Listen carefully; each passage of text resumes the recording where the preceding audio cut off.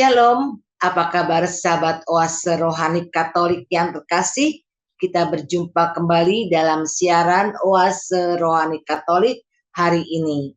Hari ini adalah Pesta Salib Suci dan berbahagia sekali karena hari ini kita ditemani oleh Romo Krisantus Emmanuel Nurak CMF atau yang kita kenal akrab dengan sapaan Romo Ito. Saya Benedict Marita akan menemani Romo Ito dan Anda semua sampai di penghujung acara nanti. Sekarang marilah kita menyapa Romo Ito yang sudah hadir untuk Anda. Apa kabar Romo Ito? Halo sahabat Oase Rohani Katolik yang terkasih, salam sejahtera untuk kita sekalian. Syukur pada Tuhan, saya dalam keadaan yang baik-baik saja. Semoga sahabat Oase Rohani Katolik sekalian juga sedang dalam keadaan yang baik dan bersuka cita karena Tuhan. Puji Tuhan Romo. Baiklah sahabat Oase Rohani Katolik yang terkasih, mari kita awali jumpa kita dengan sebuah doa yang akan dipimpin oleh Romo Ito. Silakan Romo. Sahabat Oase Rohani Katolik yang terkasih, marilah kita siapkan hati kita untuk berdoa. Dalam nama Bapa dan Putra dan Roh Kudus. Amin. Allah Bapa yang Maha Kasih, kami bersyukur dan berterima kasih kepadamu atas segala rahmat, atas segala berkat yang Engkau anugerahkan kepada kami, atas persaudaraan, atas kekeluargaan, atas kesehatan, atas rezeki hidup yang masih kami nikmati hingga saat ini. Kami juga bersyukur karena salib Putramu telah membebaskan kami dari segala gangguan, dari segala dosa dan ketersesatan kami. Suri kiranya Engkau senantiasa menyertai perjalanan hidup kami, agar kami senantiasa berada dalam naungan kasih-Mu. Nama-Mu yang kudus kami puji, kini dan sepanjang segala masa. Amin. Dalam nama Bapa dan Putra dan Roh Kudus. Amin. Antifon pembuka untuk hari ini adalah aku sekali-kali tidak mau bermegah selain dalam salib Tuhan kita Yesus Kristus, sebab olehnya dunia telah disalibkan bagiku dan aku bagi dunia. Bacaan dari kitab Bilangan bab 21 ayat 4 sampai 9. Ketika umat Israel berangkat dari Gunung Hor, mereka berjalan ke arah Laut Teberau untuk mengelilingi tanah Edom. Bangsa itu tidak dapat menahan hati di tengah jalan. Lalu mereka berkata-kata melawan Allah dan Musa. Mengapa kamu memimpin jalan kami keluar dari Mesir, supaya kami mati di padang gurun ini? Sebab di sini tidak ada roti dan tidak ada air. Kami telah muak akan makanan hambar ini. Lalu Tuhan menyuruh ular-ular tedung ke antara bangsa-bangsa itu, yang memagut mereka, sehingga banyak dari orang Israel itu mati. Kemudian datanglah bangsa itu mendapatkan Musa dan berkata, kami telah berdosa, sebab kami berkata-kata melawan Tuhan. Dan engkau berdoalah kepada Tuhan, supaya dijauhkannya ular-ular ini daripada kami. Lalu Musa berdoa untuk bangsa itu. Maka berfirmanlah Tuhan kepada Musa, buatlah ular tedung dan taruhlah pada sebuah tiang. Maka setiap orang yang terbagut ular, jika ia memandangnya, akan tetap hidup. Lalu Musa membuat ular tembaga dan menaruhnya pada sebuah tiang. Maka jika seorang dipagut ular dan ia memandang ular tembaga itu, tetaplah ia hidup. Demikianlah sabda Tuhan. Syukur kepada Allah. Sahabat Oase Rohani Katolik yang terkasih, mari kita tanggapi sabda Tuhan dengan Mazmur tanggapan. Jangan melupakan perbuatan-perbuatan Allah. Jangan melupakan perbuatan-perbuatan Allah. Dengarkanlah pengajaranku, hai bangsaku. Sendingkanlah telingamu kepada ucapan mulutku. Aku mau membuka mulut untuk mengatakan amsal. Aku mau menuturkan hikmah dari zaman purbakala. Jangan melupakan perbuatan-perbuatan Tuhan. Ketika Allah membunuh mereka, maka mereka mencari Dia. Mereka berbalik dan mendambakan Allah. Mereka teringat bahwa Allah adalah gunung batu mereka, bahwa Allah yang Maha Tinggi adalah penebus mereka. Jangan melupakan perbuatan-perbuatan Tuhan. Tetapi mulut mereka tidak dapat dipercaya, dan dengan lidah mereka membohongi Allah. Hati mereka tidak terpaut padanya, dan mereka tidak setia pada perjanjiannya. Jangan melupakan perbuatan-perbuatan Tuhan. Akan tetapi Allah itu penyayang. Ia mengampuni kesalahan mereka dan tidak memusnahkan mereka. Banyak kali Ia menahan amarahnya dan tidak melampiaskan keberangannya. Jangan melupakan perbuatan-perbuatan Tuhan. Sahabat Oase Rohani Katolik, berikutnya adalah bacaan dari surat Rasul Paulus kepada jemaat di Filipi, bab 2 ayat 6 sampai 11. Saudara-saudara, Yesus Kristus, walaupun dalam rupa Allah, tidak menganggap kesetaraan dengan Allah itu sebagai milik yang harus dipertahankan. Sebaliknya, Ia telah mengosongkan diri, mengambil rupa seorang hamba, dan menjadi sama dengan manusia. Dan dalam keadaan sebagai manusia, Ia telah merendahkan dirinya dan taat sampai wafat, bahkan sampai wafat di kayu salib. Itulah sebabnya Allah sangat meninggikan Dia dan menganugerahinya nama di atas segala nama, supaya dalam nama Yesus bertekuk lutut segala yang ada di langit dan yang ada di atas serta di bawah bumi, dan bagi kemuliaan Allah Bapa segala lidah mengakui Yesus Kristus adalah Tuhan. Demikianlah sabda Tuhan. Syukur kepada Allah.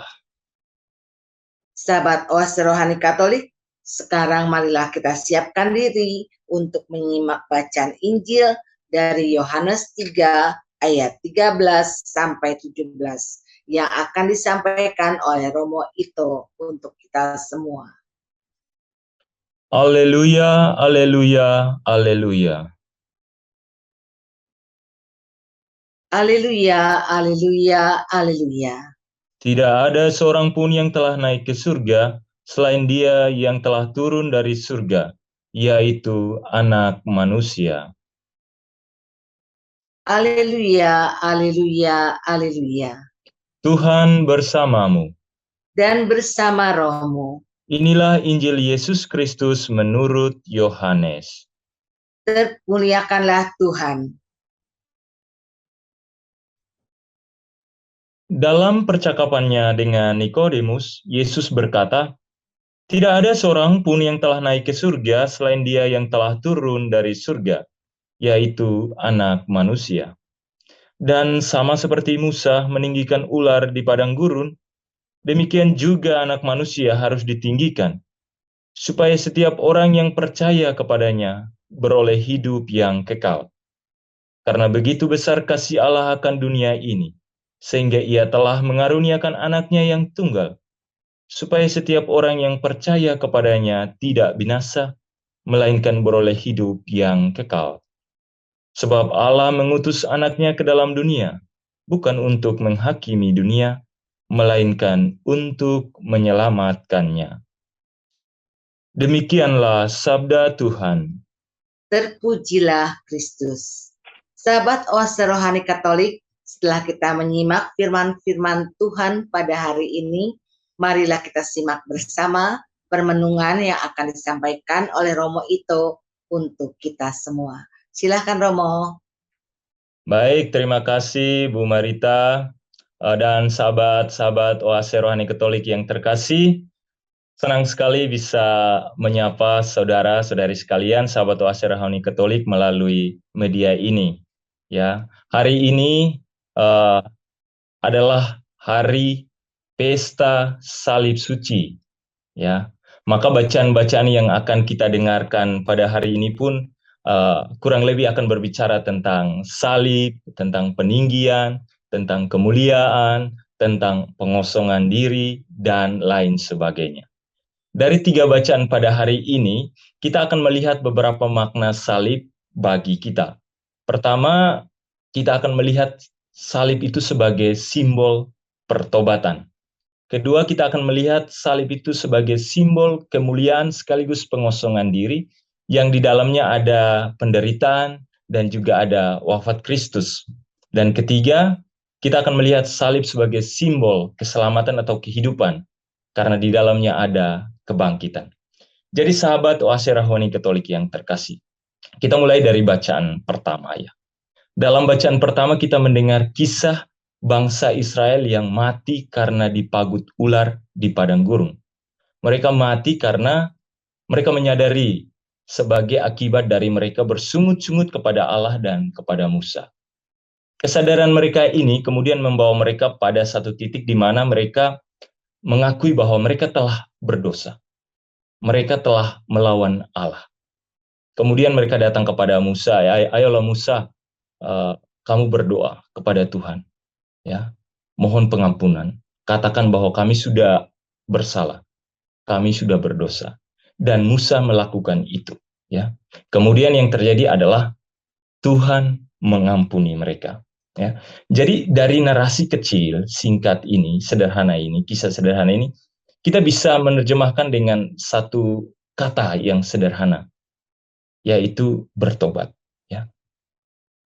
Bangsa Israel, setelah menyadari bahwa mereka berdosa, mereka kembali melalui Musa bertobat. Ya.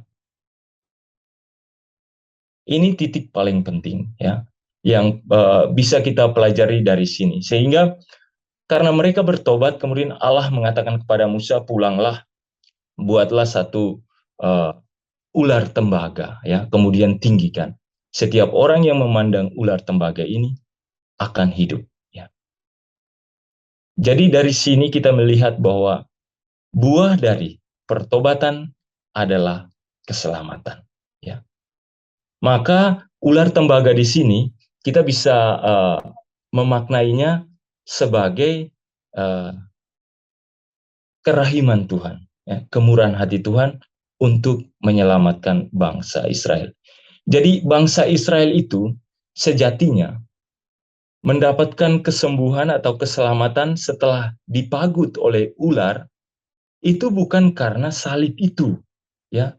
Atau dengan kata lain, itu bukan karena salib itu punya magic. Tidak.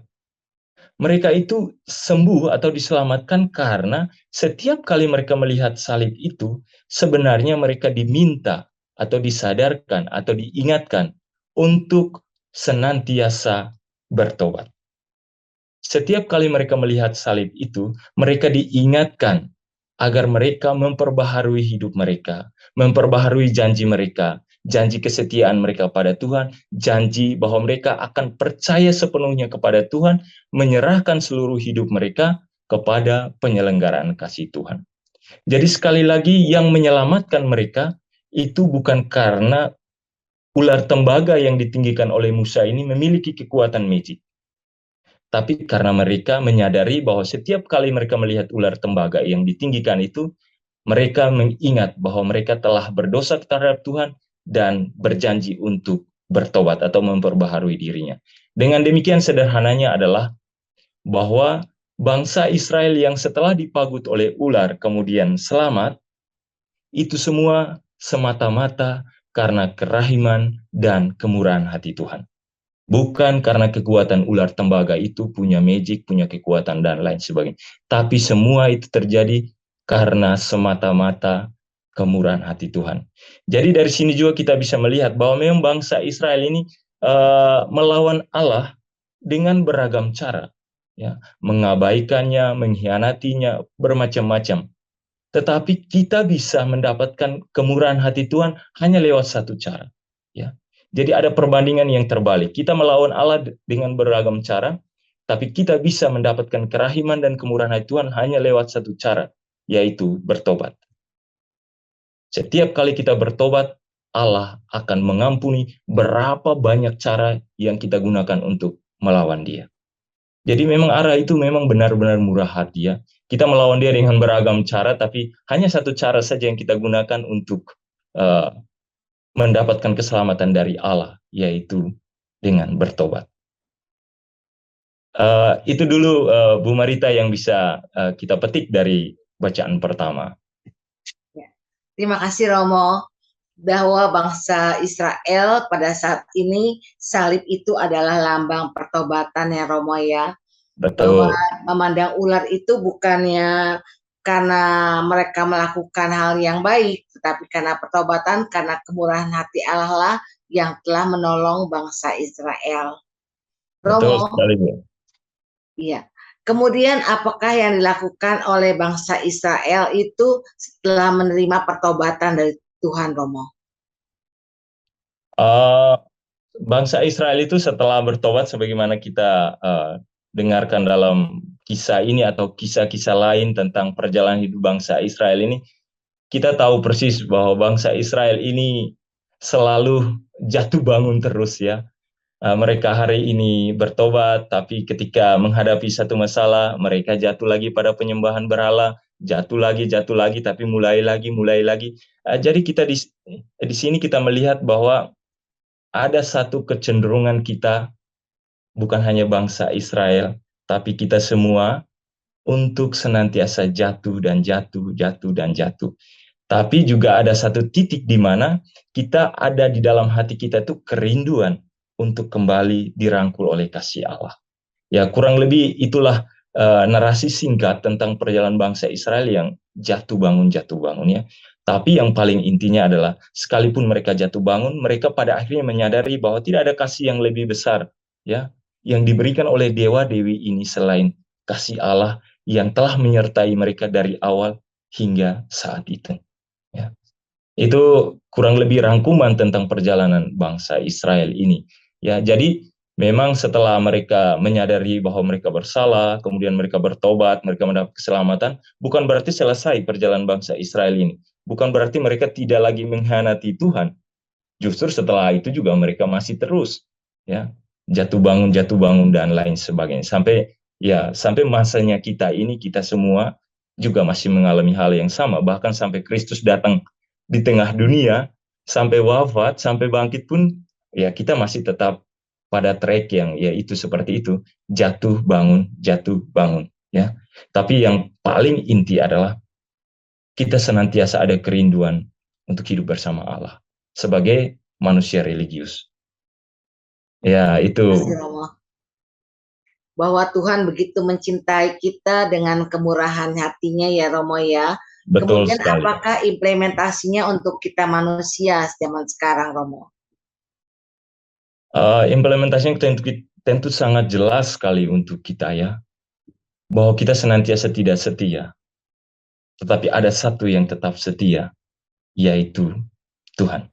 Ya, kita bisa dengan beragam tipu daya ya, jatuh dalam dosa, mengkhianati Tuhan, ya, mengkhianati keluarga kita, mengkhianati sesama kita. Tapi Tuhan senantiasa memberikan kepada kita ruang ya untuk kembali mendapatkan belas kasihannya ketika kita menyadari bahwa kita telah salah langkah dan kita harus kembali ya. Tuhan selalu punya ruang untuk setiap kita yang mau kembali ya. Itu makna yang bisa kita petik untuk hidup kita ya. Ya, jangan merasa bahwa saya ini sudah berdosa kemudian saya ini akan dibenci selamanya oleh Tuhan. Kita semua adalah makhluk yang berdosa, itu jelas, tapi kita senantiasa diberi kesempatan oleh Tuhan untuk bertobat. Ya. Jadi poin paling inti adalah kita harus senantiasa mengakrabkan diri, mendekatkan diri kepada Tuhan. Niscaya kecenderungan-kecenderungan kita untuk berbuat dosa itu perlahan diminimalisir sedemikian rupa, sampai pada akhirnya kita memang benar-benar akrab dengan Tuhan. Ya, terima kasih Romo. Romo, bagaimanakah cara manusia bertobat, Romo? Apakah melalui pengakuan dosa atau melalui sakramen pertobatan, Romo?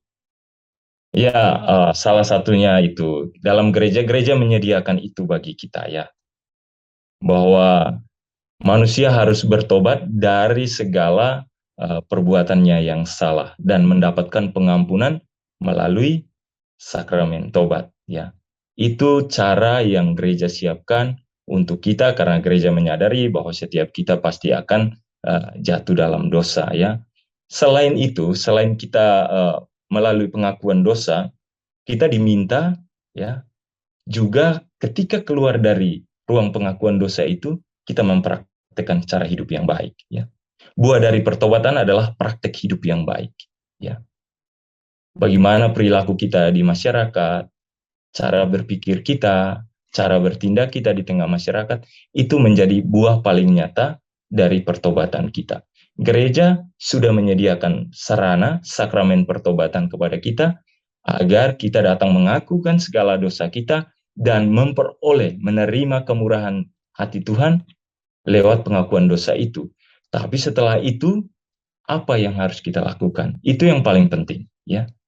Kita bisa berkata-kata dengan mulut kita, dengan suara kita, dengan kata-kata yang begitu banyak, tapi setelah keluar dari ruang pengakuan, kita masih di dalam jalur yang sama, maka kita memang belum benar-benar bertobat, dan rahmat Tuhan itu belum benar-benar kita terima. Ya. Ya, terima kasih Romo. Romo, berapa kalikah minimal kita melakukan sakramen pengakuan dosa itu, Romo? Kalau Paus Fransiskus, setahu saya setiap hari. Oh, setiap hari, ya. Iya. Tapi kita manusia biasa, Romo, buat Semua manusia ruang biasa, Bu. pengakuan tiap hari kan nggak bisa, Romo. Iya, mungkin karena kesibukan kita dan lain sebagainya. Tapi kalau ada kesempatan, sebaiknya kita mengaku dosa. Karena setiap saat kita berdosa. Ya. Jadi bukan berarti menunggu 1 tahun dulu nih, saya tumpuk-tumpuk dulu dosanya, biar kalau saya mengaku sekali, selesai. Sekaligus, Romo. Sekaligus, biar waktu saya jangan kebuang-kebuang. Oh, nggak boleh juga itu. Setiap ada kesempatan ketika kita merasa bahwa saya ini sudah jauh sekali dari Tuhan, saya berdosa, sebagaimana bangsa Israel tadi, ketika mereka menyadari, banyak sekali nih hal yang tidak baik dalam hidup saya merasa jauh dari Tuhan. Saat itulah kita datang untuk mengakukan segala dosa kita. Itu poin paling penting. Setiap saat, ya, kita bisa mengakukan dosa kita ya. Ya, di Indonesia mungkin, apalagi di Jakarta ini romonya kurang, tiap hari minta terus. Kasihan juga romonya. Iya. Iya. Terima kasih, Romo. Tapi intinya kalau kita diingatkan untuk senantiasa datang mengakukan dosa. Tidak perlu tunggu 1 tahun ya. Memang ajaran 1 tahun sekali, tapi sebaiknya kalau ada kesempatan, sebaiknya kapanpun bisa. Tidak ada batasan larangan ya untuk itu. Iya, Romo. Romo, adakah pesan-pesan Romo untuk sahabat Oase Rohani Katolik dari bacaan pertama hari ini, Romo? Pesannya jelas, bertobat. Ya, harus bertobat dari cara hidup kita yang kita rasa ini menyakitkan ya. Tidak hanya menyakitkan orang lain, tapi menyakitkan diri sendiri, menyakiti orang-orang yang kita cintai ya. Mulailah bertobat. Tapi poin paling penting adalah kita sadar atau tidak bahwa kita berdosa.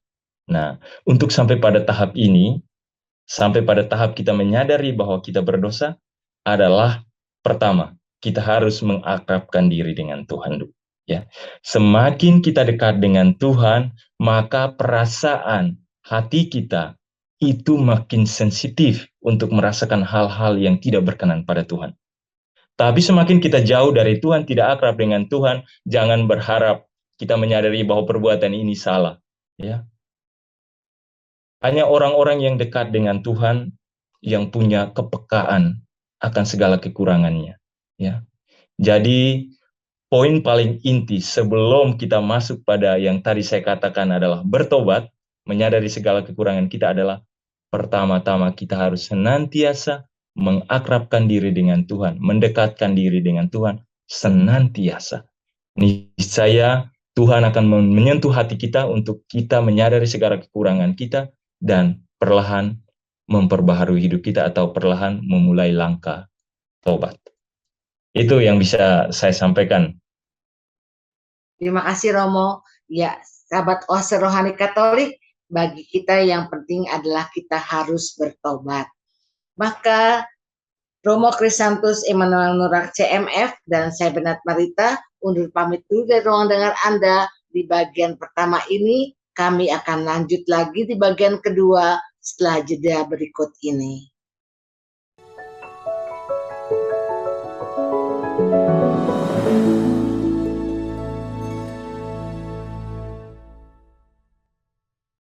Sahabat Oase Rohani Katolik yang terkasih, kembali Anda menyimak siaran Oase Rohani Katolik.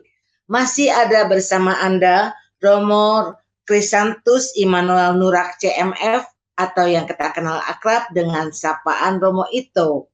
Saya Bernadette Marita akan menemani Romo Ito dan Anda semua sampai di penghujung acara nanti. Saya ingatkan bagi Anda yang ingin mengirimkan usul ataupun saran, dapat Anda kirim ke alamat email kami orkkaaj2021@gmail.com atau Anda dapat kirim WA ke nomor 0818 0251 33438. Baiklah, kita kembali ke Romo Ito untuk menyimak permenungan di bagian kedua. Silakan Romo. Baik, sahabat Oase Rohani Katolik yang terkasih, mari kita lanjutkan permenungan kita pada bacaan kedua hari ini. Dalam bacaan kedua hari ini, kita mendengar bagaimana Rasul Paulus menjelaskan kepada kita tentang siapa Yesus atau kepribadian Yesus. Ya. Di sana Rasul Paulus mengatakan bahwa Yesus itu sekalipun anak Allah yang maha tinggi, tapi ia tidak mempedulikan hal itu. Malah ia mau mengorbankan dirinya, mau mengosongkan dirinya, mau merendahkan dirinya agar bisa menyelamatkan manusia.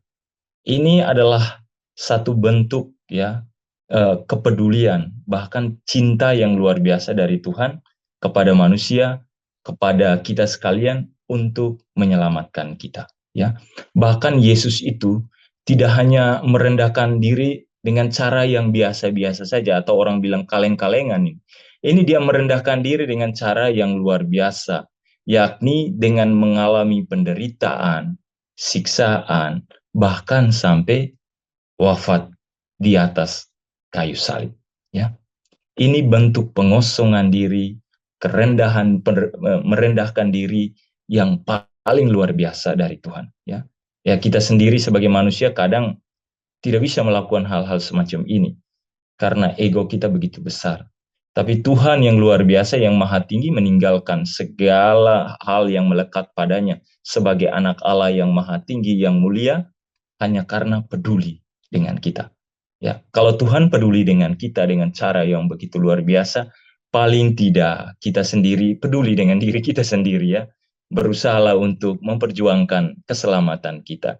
Ini juga mungkin bentuk sederhana bagaimana kita senasib atau sepihak, seperasaan dengan Tuhan.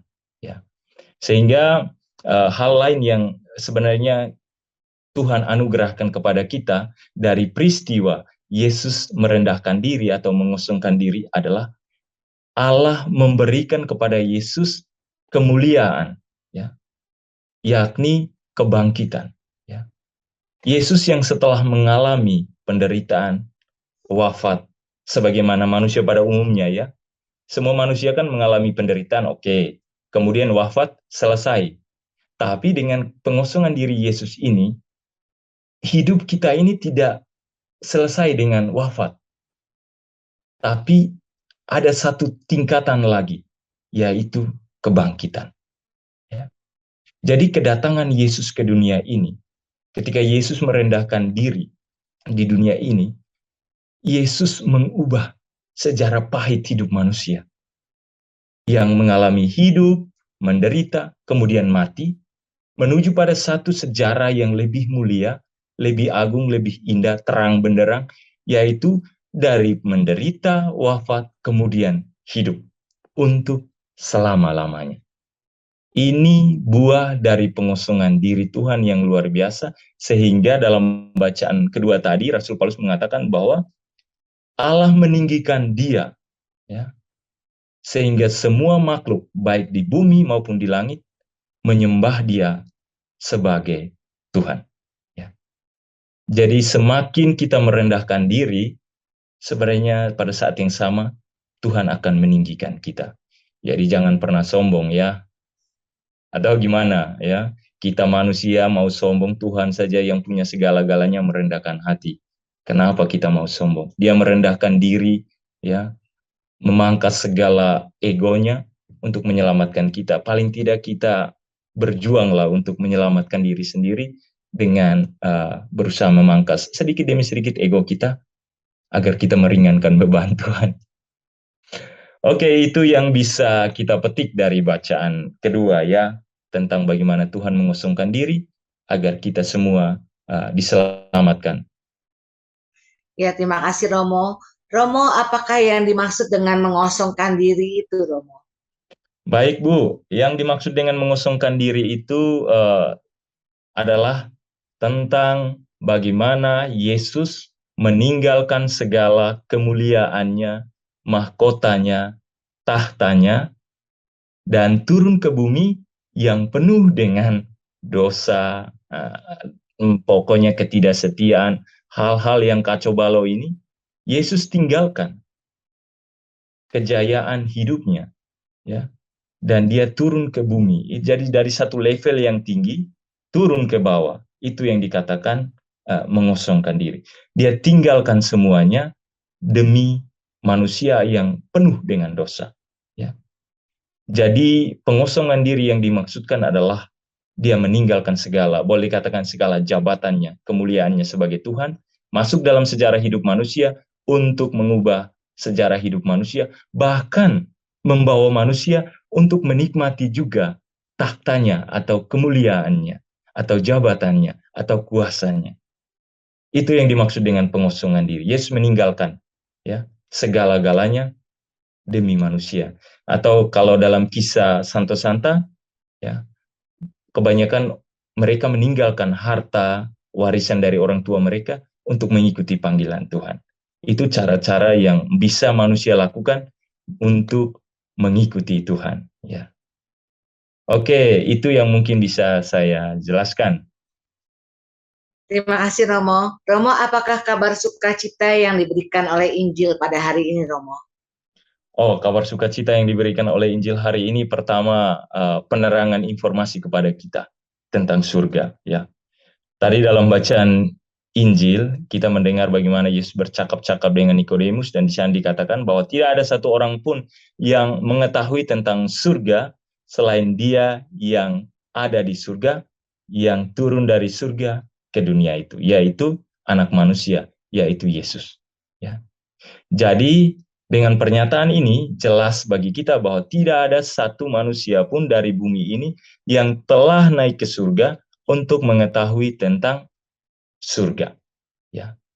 Jadi kalau kita mendengar di sini banyak sekali orang berbicara tentang surga itu suatu tempat, surga itu suatu keadaan, dan lain-lain itu boleh-boleh saja.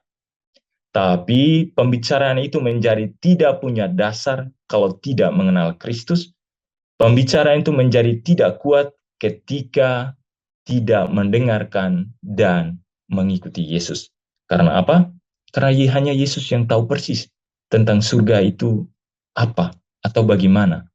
Bahkan ya, cara hidup Yesus adalah contoh praktek hidup surgawi itu. Maka untuk mengetahui tentang surga itu seperti apa, sebenarnya caranya gampang saja. Mengikuti cara hidup Yesus, mencontohi cara hidup Yesus, ya, mempraktekkan cara hidup Yesus. Karena cara hidup Yesus adalah sebuah praktek hidup surgawi, ya. Dan saya rasa surga ini sesuatu yang sangat luar biasa sekali, sehingga Yesus ini mau mengosongkan diri atau meninggalkan takhta kemuliaannya untuk membawa kita semua masuk ke dalam surga itu, ya. Tidak hanya meninggalkan, tapi ya seperti tadi saya katakan, dia rela untuk mengalami penderitaan, bahkan wafat di kayu salib, agar kita semua diselamatkan, ya. Agar sejarah pahit hidup kita yang dimulai dari hidup, kemudian dalam hidup ada bahagia sedikit, ada penderitaannya banyak, dan pada akhirnya harus mati atau wafat. Sebenarnya sejarah hidup manusia itu kalau tanpa Yesus datang ke dunia ini selesai di situ. Ya. Tapi ketika Yesus datang ke dunia, Yesus masuk dalam sejarah hidup kita, dia mengalami yang namanya kelahiran, ya. Kemudian hidup, dia bekerja, dia bahagia, dia kemudian mengalami penderitaan. Kemudian dia juga wafat sebagai manusia, tapi kemudian dia mengangkat, ya, sejarah manusia yang terbatas pada wafat itu pada level yang lebih tinggi lagi, yaitu mengalami kebangkitan. Jadi dengan kebangkitan Kristus ini, sejarah hidup kita yang pahit diubah menjadi sejarah keselamatan, ya. Sejarah hidup kita yang gelap penuh dengan dosa itu diubah menjadi sejarah hidup yang penuh dengan terang, sukacita, kehidupan abadi, ya. Jadi setiap kali, tadi dalam bacaan Injil juga dikatakan dengan jelas, ya. Setiap kali kita melihat, setiap orang yang percaya dan melihat salib Kristus, dia akan mengalami hidup kekal. Kenapa demikian? Karena pada salib itu kita melihat Tuhan yang mengorbankan dirinya dan telah selesai, ya, membayar segala utang dosa manusia, sehingga manusia boleh mengambil bagian dalam sukacita atau kemuliaan Yesus di dalam kerajaan Allah di surga. Pada peristiwa salib itu ada satu kalimat atau kata atau frase yang diungkapkan oleh Yesus. Dia mengatakan, sudah selesai. Kata sudah selesai itu bahasa aslinya itu tetelestai. Itu kata yang digunakan dalam percakapan sehari-hari, tapi dalam dunia ekonomi, ya.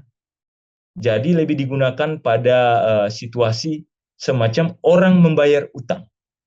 Tetelestai itu. Jadi sudah selesai, itu kalau kita kaitkan dengan konteks kita saat ini, konteks kedatangan Yesus untuk menyelamatkan kita, maka sesungguhnya secara ekonomi, Yesus telah membayar utang dosa kita, sudah lunas semuanya, sehingga kita bebas. Ya. Yesus membayar utang dosa kita itu dengan salib. Sehingga setiap kali kita melihat salib, sesungguhnya kita melihat masa depan kita. Kita melihat hidup kita. Karena hidup kita sudah dibayar lunas oleh Yesus melalui wafat dan kebangkitannya. Itu yang bisa kita petik, yang bisa kita maknai dari bacaan Injil tentang Yesus yang ditinggikan, ya. Tentang setiap orang yang percaya kepadanya dan melihat salib akan memperoleh hidup kekal. Karena apa? Karena setiap melihat salib, kita melihat diri kita yang sudah dibayar lunas oleh Yesus. Terima kasih Romo.